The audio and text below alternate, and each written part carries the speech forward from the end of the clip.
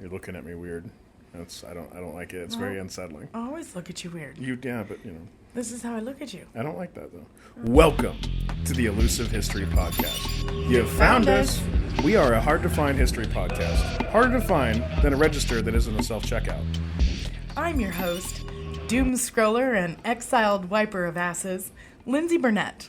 And I'm your other host, Amazonian archerfish enthusiast and failed government experiment, Levi Van Lyndsay. At the top of the show, we like to hand out an existential trigger warning, which is right now. This is the part we do that. Some of the stuff that we cover isn't super good for your mental health. So if you feel like you need to take a break and go touch grass, listen, we get it. Some of this stuff can be pretty rough. Before we start, I want to give a little bit of info to our listeners. We are a married couple who enjoy deep dives into information and then dumping said information on others. It's our favorite.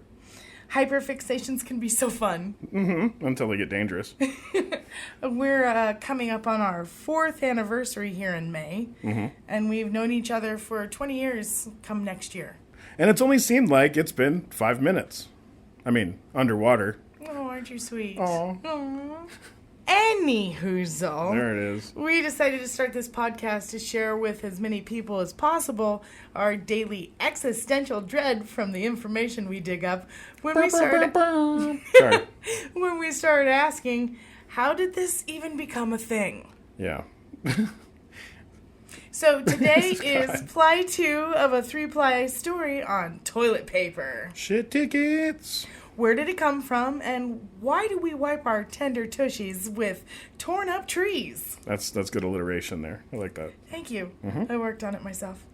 Last week, we covered how we got into this plush situation with the history of toilet paper. We will continue along with our crypto-plyological path. Nice callback. That's a word that Levi made up. It's one of my favorite new words. I love it. It's so fitting. On today's show, we'll be discussing the processing plants that are behind the behind paper. And on next week's show, we will be continuing to discuss PFAs, but on how they get into our food supply. Happy time. Yeah, it's really fun stuff. Today, we'll be talking about paper mills and the pollution that they bring. Hell yeah. So buckle up and get ready for the story. So a little back history for me. I grew up in a mountain town that was founded due to logging. Nice. And growing up in this town, I got to go inside the local paper processing plant on multiple occasions. Oh, yeah? Yep. I have to say that the last episode I made a misstatement. The paper plant was never made a Superfund. It was considered an interim measure until more complete data could be gathered. It is in a holding pattern on the maybe list for Superfunds. Oh, joy. The limbo that Times Beach, Missouri actually went through. Exactly. Yeah. And that's one of the reasons why I wanted to bring it up. Just not only for a callback to our last couple episodes, but as a lead into this episode. Exactly. And if we've learned anything from our research doing these podcasts, it's when it comes to these chemicals, we have a fast and loose way of doing things and an oopsie-poopsie way of dealing with the aftermath. Ain't that the truth? I.e. double it and pass it on to the next generation sort of energy. Yeah. Wow. Yeah. So you might be wondering how it was that I was able to go into the paper plant there. My father was a truck driver who was subcontracted with a local recycling plant because they use recycled paper instead of trees. Oh, okay. So I'm not certain if that's any better or worse, but he had an average of like 3 loads a week, and these rolls were huge. Like how many tons do you think? Oh, I have no idea, for maybe 8,000 pounds. Oh, okay. Yeah. Not each roll, but the whole load at least. Wow. I don't know. It was big and huge. Like a forklift, it took a special... like the pincher ones? Exactly. Like those weird-looking ants? Yeah, like 10 feet tall, sort of big. They're big things. A lot of dead trees. Yeah.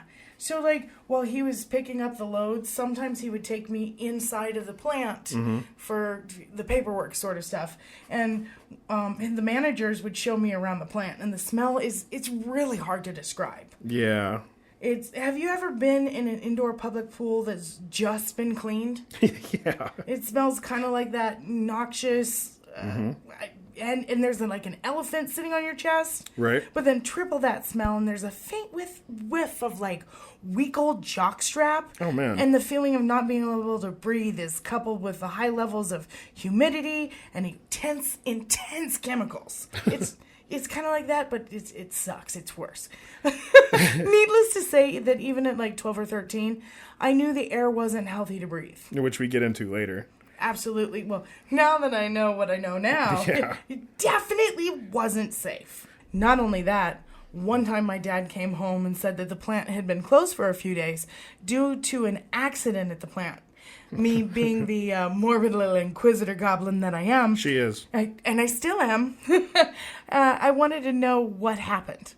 Apparently, somebody was working at the paper mill and fell into the pulp vat.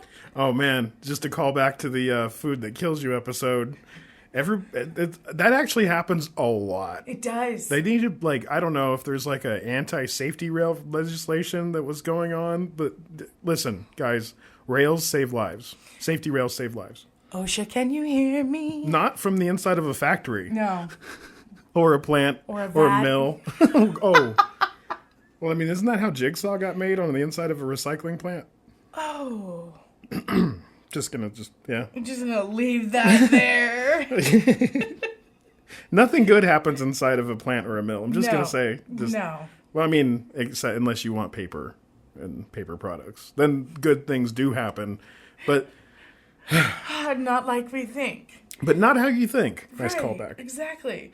So in our last episode, Ply 1, we covered that toilet paper isn't even close to a new thing. Right. Just to catch the listeners up, the earliest written account of toilet paper being used for cleaning dates back to the 6th century in China. But it wasn't until the 4th century when large-scale production was reported in China. However, it was Joseph Gaiety. Yay! There's got to be something happy here. Super happy paper. Something. That'll destroy your body. Mr. Gaiety created a product with aloe-infused manila hemp sheets No. that came in boxes. No. It just definitely doesn't sound soothing, does it? Not even a little bit. Yeah. It was marketed as medicated water closet tissue that costed 50 cents a roll, and in today's Did you say costed?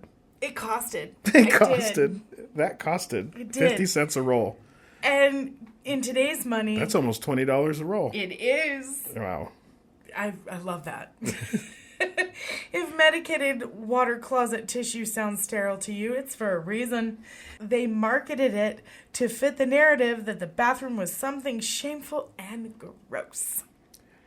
Oh, I think I need to visit the water closet. Do we have any medicated water closet sheets? Your jokes are gone like a fart on the wind. Come on, man. Like a fart in a hurricane. Oh, God. Anyways. Well, I spent a lot of time thinking about DC villains and Marvel villains. Just everybody plant, Plant-based jokes. plant-based. Yeah. I put away the poop part of my brain. Please you put that aside. It's just put it away till later. Which, fun fact, if you do that, there's a muscle in your body, the muscle that says you have to poop. If you ignore that muscle, then it's just like, fine, I didn't want to do it anyway. Like 2 hours later when you try to poop, which is why most people wind up constipated. I learned that from Twitter. Well, that's a fun aside. Yeah. Or Underneath. another F word. I don't know. Thank you for sharing. Yeah. I think that was actually from a Dr. Kava post. Or a Dr. Marino post. It was from one of them. You learn so much butt-related information. I love it. Yeah, I mean, seriously, guys, if you follow Dr. Kava, the House of Pod on Twitter, man, he is a wealth of information. Like, Absolutely. just saying, I know a lot of butt stuff because of him. So, speaking about butt stuff, Here it comes. paper mills pollute. Oh my God. But the way they pollute is a real problem. Like, So much so that I can understand why Don Quixote was so mad at him while he was like always tilting at Mills. Like, because he thought they were dragons. Because listen. Oh. Yeah. Because actually the analogy of Mills like exploding and killing people is not unlike dragon fire. As our listeners are soon going to find out what his brain is putting together. That's why Don Diabolical. Quixote just hated Mills. Windmills specifically. They tend to explode. Oh man, do they ever. Be very fiery. Oh yeah. Infernos. Oh man. Yeah, I could see the... Thanks for drawing that. Man, these plants kill more people than poison ivy from DC ever could. Like, oh, that's morbid. Yeah, it is. But also to tie it together with the, making of the jigsaw, nothing good happens with plants. Or, no, I guess some good things happen in plants. But, it makes me think, though, about poison ivy. Like, if she did make plants that exploded, what would they be called? What would they be called? Well, I mean, how about daisy cutter daisies? Oh! Okay. Violent violets? Oh, that's a nice one. Okay. What about rubble roses? Oh, leave them in rubble, but leave them pretty. Death from above geraniums? Did you just pull that off the top of your head? That's amazing. Or a little bit lower. I don't know. What about the mother of all bluebells?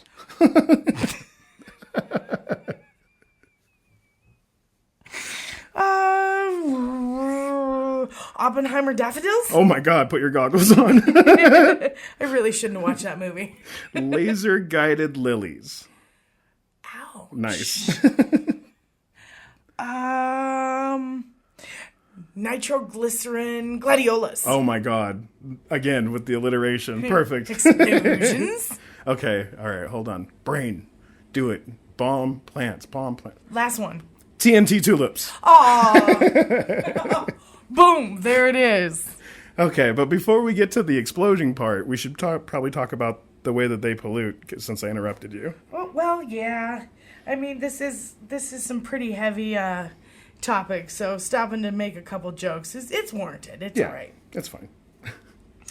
So the paper mills, they don't just pollute the water, the soil, or the air. Instead, they manage all three at the same time. The trifecta. The toxic materials that come spewing out of these factories don't just smell like death on the wind. They actually are death on the wind. Yay! The smells that these plants make is enough to turn your stomach. So, my paper mill story. I got sent to go live with my mom and my stepdad and my sisters in South Carolina. Okay. From Las Vegas, Nevada. Ooh, culture shock. Right. I'd never seen so many mosquitoes in my entire life. But they had also lived, like, right down the road from a paper mill. Oh. And when we got there, I was like, why does it smell like the end of times? Like, why does it smell like the apocalypse? And they were just like, oh, that's just the paper mill. It's fine. It's going to smell like that. I'm like, so it's supposed to smell that way. And they were like, yeah. And then come to find out later that if you can smell that wet dog poop smell, then you're actually like inhaling some of the worst toxic chemicals in the history of the planet. Yay. Yeah. So like that smell, if you can smell that smell, you're in range. You are too close. Too close. And as you'll come to find out, there is no safe distance from one of these mills or plants. Mm-hmm. We're gonna, friend of the pod, Exploding Mills. We're gonna have to do like an entire episode of like factories and plants that have exploded because we stumbled on a rabbit hole, like actually a warren of rabbit holes. Yeah. On this one. Yeah, we absolutely did. It's just crazy. As it turns out, paper mills dump insane amounts of sulfurous compounds into the environment. Those compounds include, now get ready, hydrogen sulfide. Nice. Methyl mercaptan. My captain. Dimethyl sulfide. Hell yeah. Dimethyl disulfide. Get them too. And other volatile sulfur compounds. That all sounds like stuff you want in your body. No. Right. No. As a matter of fact, that's what the rotten egg smell is. Oh, perfect. Yeah. The smell that makes you want to vomit? Mm-hmm. Yeah. Yeah, and the rotten egg smell can be dangerous because paper mills around the world have been found to exceed regulatory guidelines in air pollution. Every single one of them. Yeah. Every single one of them exceeds the mandatory guidelines. Mm-hmm. Sounds like America. And as almost every single episode we've done so far, when they exceed guidelines, there's nobody really there to hold them to it. No, there's really nobody, there's nobody sitting in the lifeguard chair. Yeah. As a matter of fact, most recently, while doing research for this episode, we stumbled onto one of the most recent paper mill poisonings in the U.S. And today we're going to be talking about a little town called Kalamazoo, Michigan. That's a fun word. Kalamazoo is a funny word, isn't it? Mm-hmm. But you know what isn't funny? What? Toxic fumes that seem to be choking the poorest section of Kalamazoo. Oh, that's not funny at all. No. Actually, that's not accurate. At this point, it's poisoned the entire town of Kalamazoo. Well, it's still fun to say Kalamazoo. It kind of just rolls off the tongue. It does. This isn't a small town either. Kalamazoo has a population of almost 74,000 people. Holy crap. Yeah. But the people in the affluent areas haven't been poisoned anywhere near the amount of their poorer neighbors. I hate how often that happens. And as a matter of fact, there has been a horror movie level spike in childhood mortality rates. Oh my God. Yeah. A bloom of breathing related illnesses and headaches that never seem to really go away. Oh my God, that sounds terrible. Even when the plant isn't belching forth these toxic chemicals, the smell they leave behind makes it a nightmare to live there. Ugh. Described by some as, like you said, a wet dog poop smell, or by others as a bloated corpse smell. Joy. It doesn't really make you want to go walk outside, does it? Mm-mm. It's almost constant in the area. Yeah, in the documentary we watched, like people were saying that they tried to have a graduation party in the backyard, and like people, as soon as the wind shifted, they were like, "We have to go." Immediately started leaving. Yeah, they had. It's almost unlivable, and the people in these areas, they can't, like, when it's hot in the summer, they can't open their windows because if they do, these nasty smells just come in, and it's not just there's a special fungus that came out of the plant in Kalamazoo. It was like this black fungus, and that was one of the things that was giving people headaches on top of the chemical poisoning. Every single day they were getting this chemical poisoning, and then they got a fungal, like it released a huge cloud of fungus. It's just a nightmare. It's insane the amount of things that are happening. After watching a few of the videos, it actually became apparent that the paper company was choosing to vent these nasty gases in the wee hours of the morning, and in an attempt to make it less noticeable. But from the videos we've watched, all it does is make the residents wake up at 2 or 3 in the morning with asthma attacks. Yeah, that one lady, the one that was documenting how many times they just opened that valve at like 1 o'clock in the morning, 2 o'clock in the morning, 3 o'clock in the morning. And the only reason she knew is because she would get woken up out of her sleep, a dead sleep, with an asthma attack. Exactly. So then she'd go outside and record that, oh, look, there it's coming up from the plant. Yeah, just disgusting. And it's these asthma attacks that are the most worrisome because they have actually killed people. Yeah. The oldest and the youngest in the poorest parts of town fell victim first. They always do. But soon it was the working adults that began to feel the effects. People that had once been athletes in high school and stayed non-smokers found themselves with nearly permanent bronchitis. What's worse than the breathing illnesses are the cancers that these places can cause. Yay! We're getting into the real fun of it here. Oh, man, it's hard to make jokes. So get ready for an Animaniac-sized list, and here we go. Okay. Esophagus cancer, pleuria cancer, kidney cancer, liver cancer, brain cancer, breast cancer, testicular cancer, gallbladder cancer, non-Hodgkin's lymphoma, Hodgkin's disease, lung cancer, cardiovascular disease, stomach cancer, Lymphosarcoma, reticulum cell sarcoma. You should do that end part as like a reticulum cell sarcoma. That's okay, you took care of it for us. Okay. Thank you. That actually is a terrible song to dance to, by the way. It's horribly jerky. As well as respiratory, eye, and skin irritation that can last for weeks and months at a time. Yay. So bad. That's not a jingle that'll catch on, I can tell you. Well, the one for Ozempic, it caught on. It's short. I thought it was the O'Reilly's commercial the first time I heard it. It's fine. You cut that part out. I don't want to give any credit to O'Reilly's. To anybody. I'll put a bleep over. Can you? That yes. would be. You can. You have this power. Yes. Have you learned from the wizened ones on the mountain? I have learned. Wow.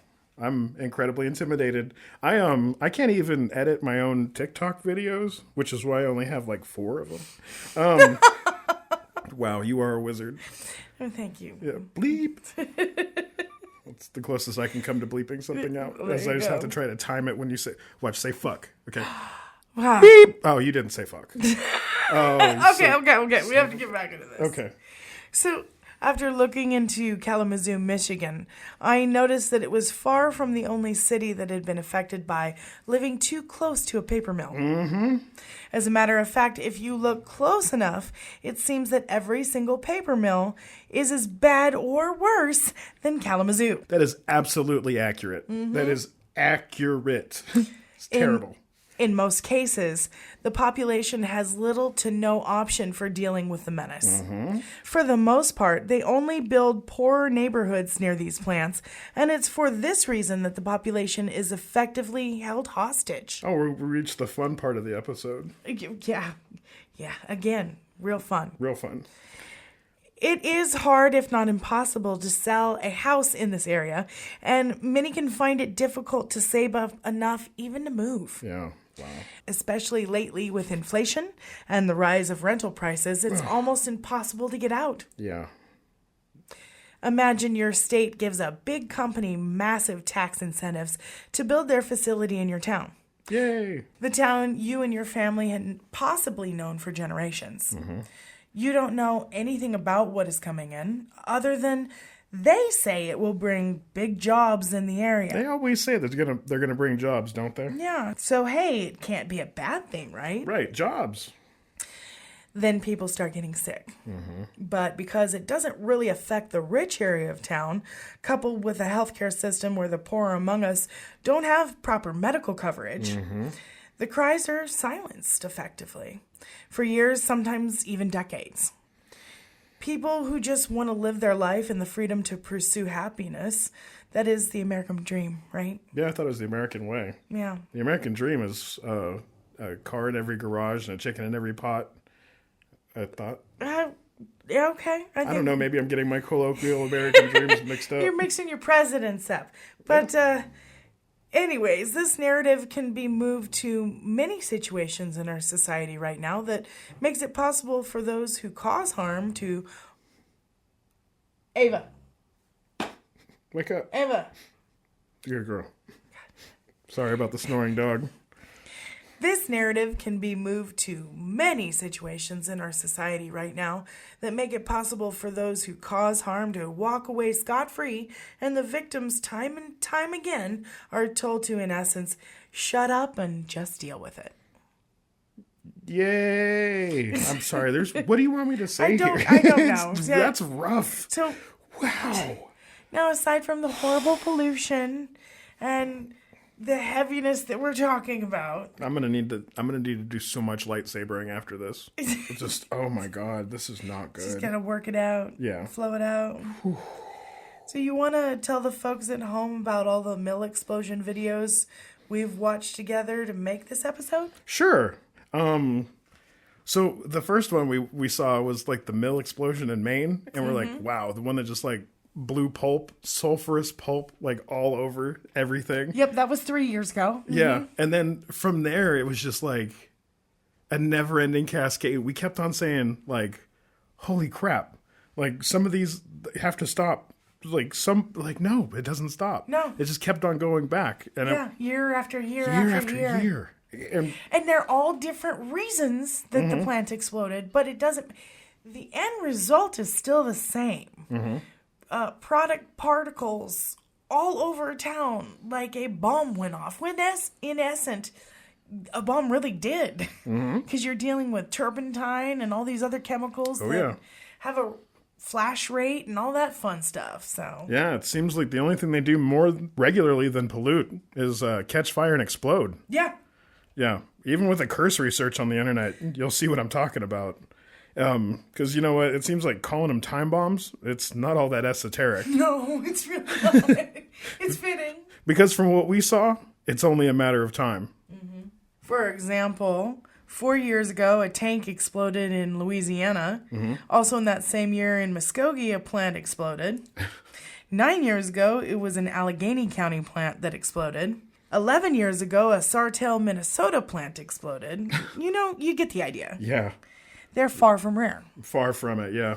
They, like I said, they kill more, plants kill more people, these kind of plants kill more people than poison ivy ever could have. Absolutely. Having had lived around these things, we can both tell you that everyone around them likes to tout the jobs they bring to the area, and they like to talk about all of the benefits to bringing one of these plants into the community. Oh boy, don't they.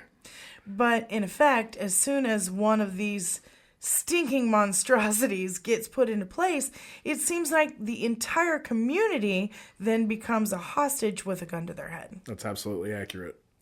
Makes them choose between a job that they can work that may cause them long-term health consequences, or they can choose to live around them and take their chances. 50-50. Actually, that's worse than 50-50. It's like 90-10. Yeah. You're going to get sick if you live next to one of these. Yeah. Many of the people who work in these plants actually live in the nearby communities. And then they're forced to choose between saying something about the pollution and possibly losing their jobs. Which happens all the time. Which does. I mean, look at what happens to whistleblowers. Especially the most recent one, the Boeing whistleblower. Not to throw conspiracy theories out there. But it is extreme. It's extreme. But case in point. That does happen in a lot. It happens a lot. So, in essence, they're forced to keep their mouth shut. Or keep living in a toxic fishbowl while trying to keep their mouth shut. Exactly. Yeah. While wheezing. It's hard to keep your mouth shut while you're wheezing. Yep, for many people in these communities, it's a lose-lose-lose situation. Most of the time, these plants have existed for generations, and the local generations have worked there the whole time. Oh my God. I just totally remembered. I've been around another mill up in Oregon, up around, I want to say the White City area of Oregon, and those people were generationally protective of their mill jobs. Like generationally. Like, no, don't come in here telling us shit about our plants or mills. And I totally blanked that part out of my brain. You remember when we did the Appalachian Trail? And we were going through Maine on the bus, and that old lady was talking about how the lifeblood of that area was the plant. Yeah, it was the mill. And we drove past it. Yeah, that was yet another one that closed down due to, I don't remember what she said. I think that's the one that exploded. It might have been. It might have been. Small world. Yeah. Wow. Now that you remember that. Wow. Actually, as many places the amount of places that I've lived, a lot of them are around plants. But the plants out here are mostly chemical plants. Right, different kind of plants. But still, the end result can be the same. They still explode. Actually, I was here in Las Vegas when the Pepcon plant, which makes rocket fuel, exploded. We will be covering that one at a later date. That was a crazy day, guys. But back to the paper mill plants. Yeah. I was listening to an interview of a plant employee who had claimed how badly she wanted to quit her job and then move away, only for her daughter to get sick from the pollution at the plant. Oh, wow. So she had to pick up extra shifts at the mill, and after a while she was able to get her daughter stable enough for them to move away. Well, then her granddaughter got sick, thus forcing her to abandon those moving plans once again, pick up extra shifts at the mill. And many of the people who work at these mills are locked into a similar abusive cycle. Yeah. In many cases, there aren't any other paying jobs in the area. Yeah. And you can either choose to work fast food and barely feed your family, or you can work at one of these mills and poison them. Yeah, it's not super great. It's like one of those go touch grass moments. No safe place. No safe place. We need to pay something that's flickering. Is anything flickering? Our continued outlook for survival. Sure. I was going to say something like, oh no, the water's flickering. We have to go and pay the water bill. Yeah, water. Because Flickering water. you said how we say the lights are flickering when we go to ad breaks. Fine. But the water is flickering, guys. We have to... Right. How would water flicker? We'll figure that out. Remember, We'll be back. No, we'll...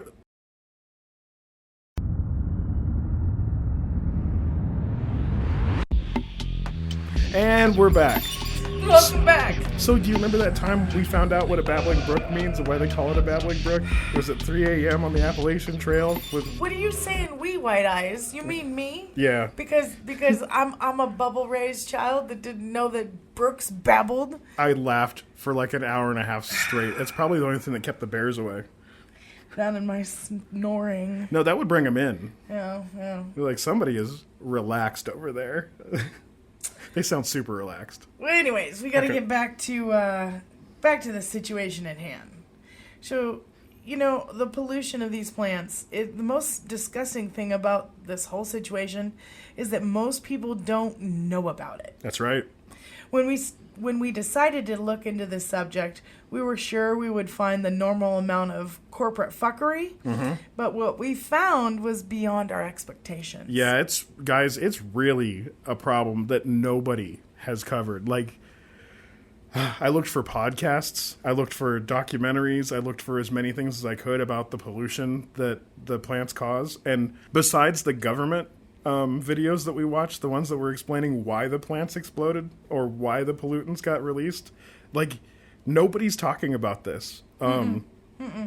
There is not an upside to these mills or plants. No. Other than the financial one. That's it. They pollute, they create polluted products, and they fucking explode. And they explode. Their products then get shipped around the world where they either wind up in the sewer system, the landfill, or the ocean. Oh, joy. And wherever they land, they cause devastation and leave behind the seeds of destruction in the form of PFAS. PFAs. We could easily compare the paper companies to the tobacco companies. Oh, easily. But then again, they've been attached at the hip since cigars went out of vogue. Yeah, that's right. Yep. As people started to prefer the taste of burning bleached paper over the natural leaves that the stogies were rolled in. that sounds counterintuitive. Kind of goes hand in hand, though, doesn't it? They've been walking hip to hip for as long as that. Yeah. And, it's crazy. We couldn't believe how deep this rabbit hole goes. Yeah. It goes deep. It's bigger than toilet paper. It's way bigger than the deforestation. It's a system-wide addiction to paper. Yep. And that system looks out for itself. Oh, yeah. It's like the mafia. Looking around the room here, we are just as guilty as anyone else. Yeah, we use the shit out of some paper in this house. We really do. Between art, writing, and just living our normal American lives. It's everywhere. And most of it isn't even essential. That's right. An estimated 70% of packing material serves little to no purpose in the protection of the product. That's right. Most of the time, extra packing is put in place for mere marketing, extra paper sleeves, or decorative wrapping. Yeah, think about it. Like the cheese that has the paper slices in between it, and then there's the cheese that doesn't have the paper, like right next to it. Yeah. Yeah, most of the time it's stuff like that. Or like this one has tissue paper, or like Ferrero Rocher that already comes in foil. Why does it have to come in a little like miniature cupcake? Yeah. Like it's all of the frills that make up most of that 70% of excess materials. Yeah. Like, think about it when you're at the store and you're looking at like, I don't know, a box of cereal, right? And then think about ones that have a little plastic window that are in the front of it to show off whatever. All of those extra packing materials, instead of just putting it in a bag, like, selling it in the bag, you have to sell the cardboard box with all of the art and all of the, spoiler alert, some of those paints and dyes that they use in cardboard, those are forever chemicals. Right. Yeah. For what? For what? To sell the product to us. Exactly. And like you just covered, what's worse is if they did somehow do away with the extra packaging, we probably wouldn't buy the products anyways. Yeah. Because we've been taught for so many years how things are supposed to be seen. Yeah, it's in our psychology. We really like the pomp and circumstance of getting a product that has layers of packaging, you know? Mostly because we really like the idea of being the first ones, like, to open the product and show the world that it's ours. Yeah. Mine. Yeah. Dragon sickness of being like, this is mine because I opened it. How many collector's items are worth more if they're still in the packaging? In box, exactly. Yeah. God, we really are just the worst. Yeah, it's pretty bad. And, you know, the answer for this is easy. We need to start getting ourselves used to the idea of more limited packaging. Oh, we're already taking steps for that in our own household. As much as possible, yeah. And believe it or not, that's not really that hard to do. No, it's really not. With just a little effort, you can find products that come in limited packaging. Most of the time, they are actually cheaper than the others. Sometimes a lot cheaper than the others. And that stuff comes from small businesses or co-ops, which is like a win-win-win situation. Oh, yeah. And if we all tried to go that way, it could send a big old message to the paper companies that their days are numbered. The same thing can be done with fossil fuels and plastics, too. That's right.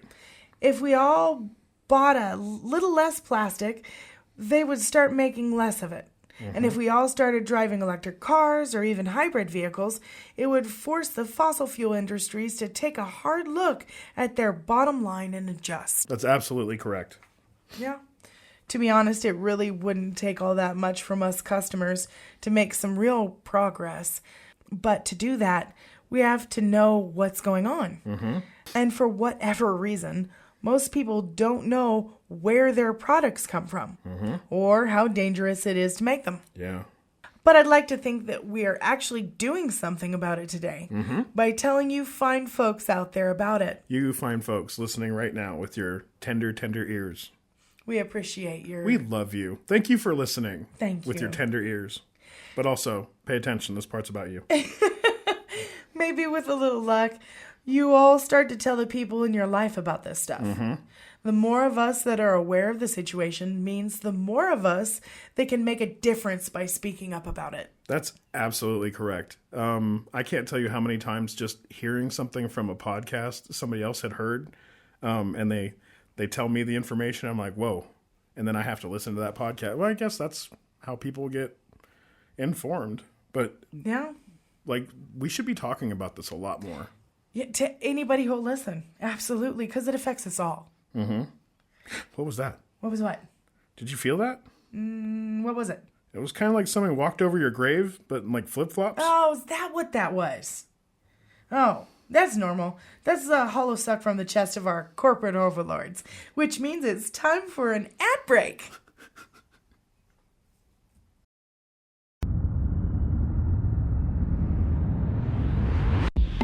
And we're back. Now that we have satisfied the greedy Charybdis that is late-stage capitalism, I think we can continue.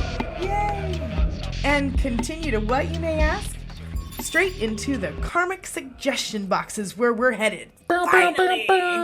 Yeah! This is the part of the show where we like to make suggestions to karma in situations that require just a little more justice than what we've seen. We like to break it up in two parts. In the first part, we like to ask karma to make bad people pay for their mistakes. But in the second part, we like to point out the good people doing good things that karma may have missed, and also give our listeners the chance to be karma by helping those people out. So, without further ado, karma, if you're listening, I would like to suggest that you find the person or persons that make it possible for these mills to poison people on a daily basis. Karma, if you could make it so that they feel that awkward feeling of watching a sex scene with their grandparents, but, like, for the rest of their lives, that would be just great. Thanks in advance. That's funny. Mine's not funny. That's funny. Karma, this week I ask that those who financially profit the most from the utter devastation that's caused on this earth from toilet paper, like from deforestation to, loss of life, Karma, those who financially profit with the big zeros, I ask that you cast them down with the rest of us, the poor, for like the next 5 lifetimes. All right. Just going with the karmic circle. Yeah, I'm going soft with this one. Don't worry. Soft bitch. Yeah. For my good karma this week, I have a 2-parter. Yo. Yeah. First, I would like to send a big old good vibe shout out to Jessie Burnett, Hey, Jesse. who recently bullied us into getting a new microphone. Yeah, she did. Yeah. But kindly. But kindly. And then was nice enough to buy it for us. Which was the really kind part. Was a really kind part. Which y'all are listening to right now. So thank you, Jesse. Thank you, Jessie. It's better in every way than our last one. Thank you. Yes. Now, Karma, if you're listening, please make it so that Jessie develops the ability to seek out hidden treasure. Oh, yes. Yeah. Perfect. Yeah. Like the lovely little goblin that she is. Yes. Make it so. We what? We come from the same goblin mother. It's okay. It's all right to say that. Now, for my second part. We have a friend in Houston that has been doing her best to help the homeless dogs in her area. Yes, she has. And lately, her furry friends have required more than usual. She's taken in some elderly dogs that need special medical attention and specialized medication. Into her own home. So, Karma, if you're listening, please make it so that Casey develops the ability to teleport for short distances, because that's cool as fuck. Yeah, it is. And for you people at home, if you're listening, please Venmo Casey at Refugee Camp, Texas. It's Rough UG, like refugee, Camp TX. That's RUFFUGEECAMPTX. Yeah, and anything you can do will really help. And so thank you in advance. Absolutely, thank you. Good karma is my favorite part of the show. Mine too. And yet somehow it's the most difficult to come up with. Oh, yeah. Always. This week, I would like to implore Karma to look down on my sister-in-law. Look down on her? Bless her? Yeah, that works. Okay. Yeah, There we go. No, Give her that Sauron gaze. Right. Turn the Sauron gaze of Karma. So my sister-in-law, Raina, she's a school bus driver. Yeah, she is. For the school in her area. And she's such a bright light and loving mama for all of the kids on her bus. She really is. She's always doing things to make her kids feel safe, seen, and cared for. She told me she loves talking to the kids and teaching them, helping them on their good days and their bad days, which I absolutely think is beautiful. That is beautiful. These young ones love her so much that they even fight with each other as to who gets to sit next to her on the bus. And every afternoon before she picks up the kids from school to drop them off at home, she stands outside of her bus and gives her kids hugs. And it's not just the ones on her bus. Kids will come from all over the school. And she does this really cool thing where on top of the hug, she says something good about that child. Like she likes their hair. She's proud of them. Wow. Just really giving the matriarchal love that this world is really missing right now. And she's a good hugger. Yeah, she really is.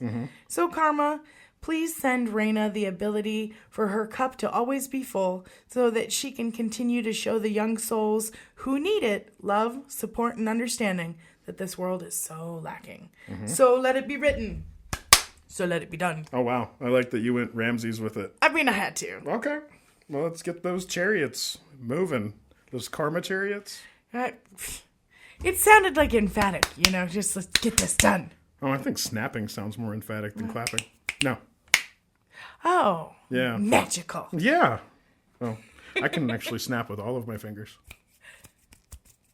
Speaking of magical. Yeah, that was cool. Actually, that hurts a little bit. Stop doing that. Whoa, that was a rough one. Not as rough as the toilet paper. The hemp toilet paper? Yeah. Nice callback. Thank you. Yeah. But next week's episode, we're going to be really diving deep, well, into the soil, really, into what PFAs wind up doing to us and how they wind up in our food, which is just, it's disturbing, guys. Spoiler alert, it has a lot to do with poop and toilet paper and everything. Actually, it has a lot to do with another kind of plant, which is a water treatment plant. Yeah. Which... Not on Ivy's list. Well, They also explode and kill people. Sometimes. So, stay safe out there. And as always, stay elusive.